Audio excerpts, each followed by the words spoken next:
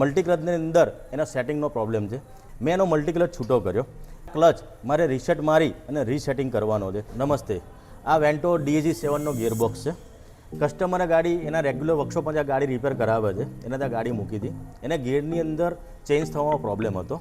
એટલે કસ્ટમરે એ ગેરેજવાળાને કીધું ભાઈ મારી ગાડીમાં પ્રોબ્લેમ છે. ગેરેજવાળાએ ગાડી ચેક કરી અને પછી એને મને ફોન કર્યો. કીધું મને તું ડાયગ્નોસિસનો રિપોર્ટ મને મોકલ તો હું તને ચેક કરીને તને રિપોર્ટ આપું કે એમાં શું પ્રોબ્લેમ છે. એ વર્કશોપવાળાએ ગિયરનો મને ડાયગ્નોસિસનો રિપોર્ટ મને મોકલ્યો. મેં ચેક કર્યો. એની અંદર ગિયરબોક્સમાં મલ્ટીક્લચનો પ્રોબ્લેમ છે. એ વર્કશોપવાળાએ ગિયરબોક્સ ઉતારી અને મારા વર્કશોપ પર ગિયર મોકલ્યો. આ ગિયરબોક્સ મારા વર્કશોપ પર મારા ઓપરેશન થિયેટર પર આવી ગયો. મેં એનો મલ્ટીક્લચ છૂટો કર્યો. મલ્ટીક્લચની અંદર એના સેટિંગનો પ્રોબ્લેમ છે. એટલે આ ક્લચ મારે રીસેટ મારી અને રીસેટિંગ કરવાનો છે.